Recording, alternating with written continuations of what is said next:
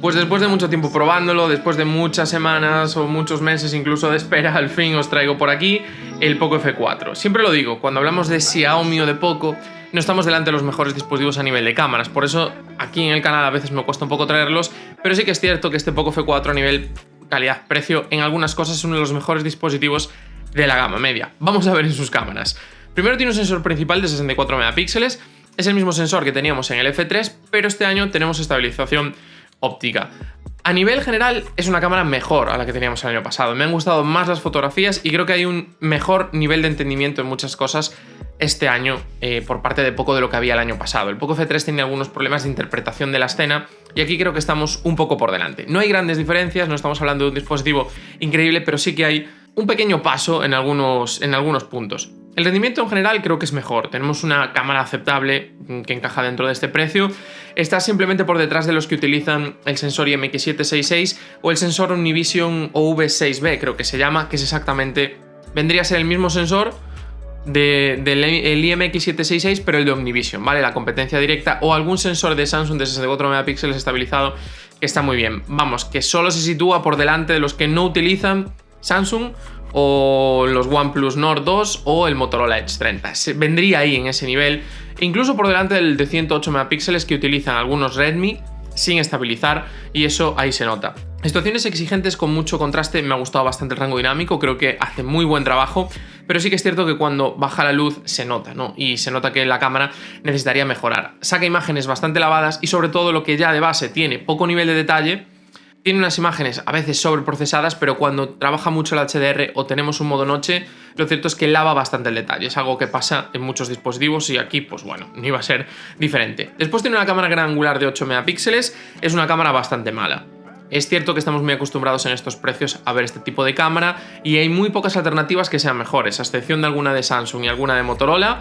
Es el estándar. ¿Qué pasa? Que se puede trabajar con el estándar un poco mejor o un poco peor. De hecho, Samsung tiene por menos de 300 euros dispositivos con este mismo sensor y funciona mejor. Aquí tenemos un rendimiento mejorable, el rango dinámico es corto y he visto muy poco nivel de detalle, tanto en este Poco F4 como en el Poco X4 GT que os traeré en unos días. Creo que es un mal síntoma de este sensor o de la lente, pero en general ahí es mejorable, y cuando baja la luz las fotografías son prácticamente inutilizables. Hay muy mal rendimiento, a no ser que pongas el modo noche, del cual hablaremos después. Después vamos a hablar de la cámara delantera. Tenemos un sensor de 20 megapíxeles, correcto, rango dinámico aceptable.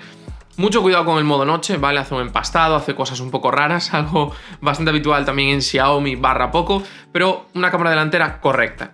Sin grandes alardes, creo que nadie se va a asustar. Y después tenemos un sensor macro de 2 megapíxeles, yo lo digo siempre, a mí es un sensor que me sobra por completo, que entiendo que quizás en algún dispositivo un poco más caro meter un macro un poco mejor puede tener sentido, pero en estos precios meter un macro por meter, como los dispositivos de 200 euros o 250 euros que están saliendo ahora, con una cámara principal de mucha resolución pero un sensor muy pequeño y dos sensores extra que sean un retrato y un macro, me parece absurdo, sobra por completo.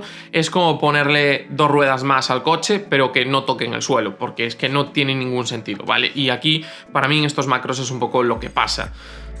Poco utilizables, muy mal rendimiento, yo lo descartaría por completo. Y después tenemos vídeo 4K en la cámara principal y en las otras tenemos Full HD, algo ya bastante habitual.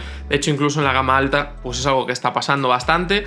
No tengo muy claro cuál es el problema, pero sí que está pasando bastante. El vídeo en 4K, la estabilización es mejorable, las demás, bueno, el rango dinámico es corto, el vídeo del gran angular es bastante malo.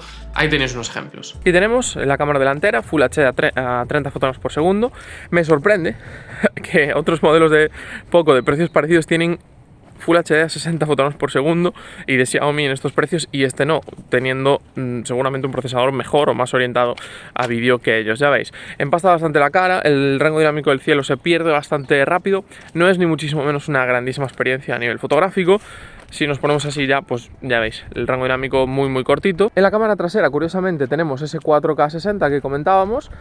No tenemos estabilización en 4K, no tenemos estabilización digital, sí que tenemos la óptica, porque el sensor está estabilizado ópticamente, pero sí que es cierto que se mueve bastante. Este es el 4K 30, que parece que estabiliza un poco mejor, de hecho hace un poco más de recorte digital, con lo cual sí que entendemos que aquí sí que puede estabilizar.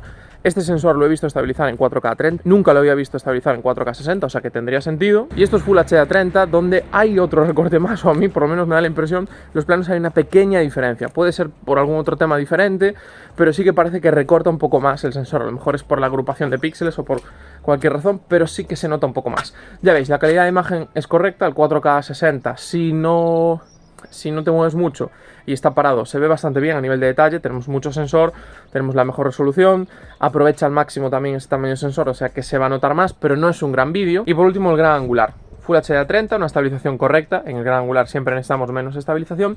Y aquí hay algo curioso, porque puede que quizás en algún tipo de momento que le esté dando la luz correcta se vea todo bien, pero te mueves un poco y como haya una zona un poco oscura, rápidamente se empastan las sombras. Como te muevas un poco y haya un poco de luz detrás, es muy posible que se quemen en las altas luces, o sea que es probable que yo esté bastante oscuro y que el cielo esté bastante quemado. O una o la otra, o un poco de cada una, o mucho de alguna de las dos. Así que bueno, una experiencia de vídeo correcta, sobre todo por esa cámara principal que funciona bastante bien, pero sí que es cierto que si lo comparamos con modelos un poco más caros o incluso de este rango de precios entre los 300 y los 400 euros, sí que tenemos algunas opciones que creo que graban un vídeo un poco mejor y que además son más versátiles con diferentes opciones. Cuando hablamos del procesado de imagen hay una serie de detalles que contar.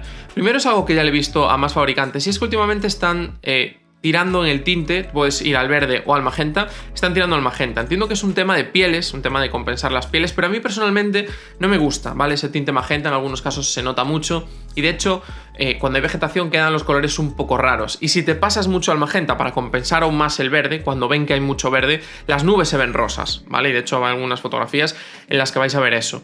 También hay un problema de temperatura de color, a veces se pierde un poco, ya veis, estás viendo algunas fotografías en las cuales no es correcto, ¿vale? Los cielos se ven muy azules, no sé, pasan unas cosas quizás un poco raras. Lo que sí que me ha gustado este año es que tenemos al fin una lectura de escena un poquito mejorada, ¿vale? Algo que antes no teníamos en Xiaomi, que le costaba mucho entender las sombras, que había escenas que eran excesivamente oscuras. Aquí creo que han mejorado, evidentemente es un tema de rango dinámico, compensación, etcétera, una serie de cosas. Creo que aquí está mejor y sobre todo se nota más en la cámara principal porque tiene un mejor rango dinámico de lo que teníamos antes, lo procesa quizás en ese sentido un poco mejor. En general las fotografías tienen poco nivel de detalle, el procesado, el lavado, la eliminación de ruido es excesiva, en la cámara delantera si nota pieles la limpieza es excesiva, se nota, ¿no? Nos falta nivel de detalle, a nivel global es algo que nos falta.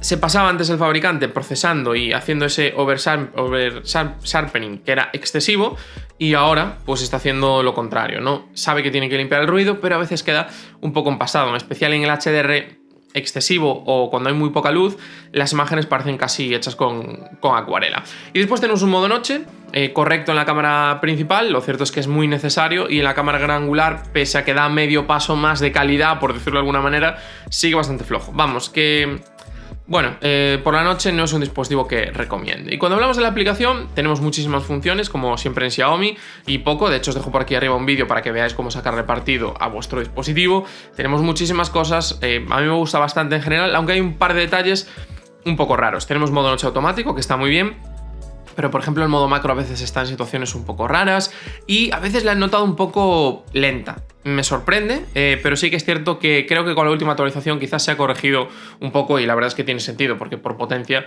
no debería ser el problema. ¿Y cuáles son las conclusiones de este Poco F4? ¿Es un buen dispositivo? Sí, es un buen dispositivo. Es un dispositivo que por 300 y algo euros que se puede encontrar es muy recomendable su compra, pero creo que si estás aquí y estás viendo un análisis de cámaras, me costaría recomendártelo. La cámara principal está dentro de la media en su segmento de precios, en algunas cosas es mejor, en otras cosas es peor. Rango dinámico es seguramente superior a modelos similares en precio, pero después con poca luz sufre más que otros. Y después, si vienes de la referencia del Poco F3, tenemos una mejor experiencia fotográfica en este Poco F4, pero creo que está, por otro lado, lejos de lo que tenemos en otros dispositivos de entre 300 y 400 euros. Si quieres un terminal de cámaras, no te recomendaría este, y te recomendaría algunos de los que he dejado en mi lista, que te dejo por aquí de entre 300 y 500 euros.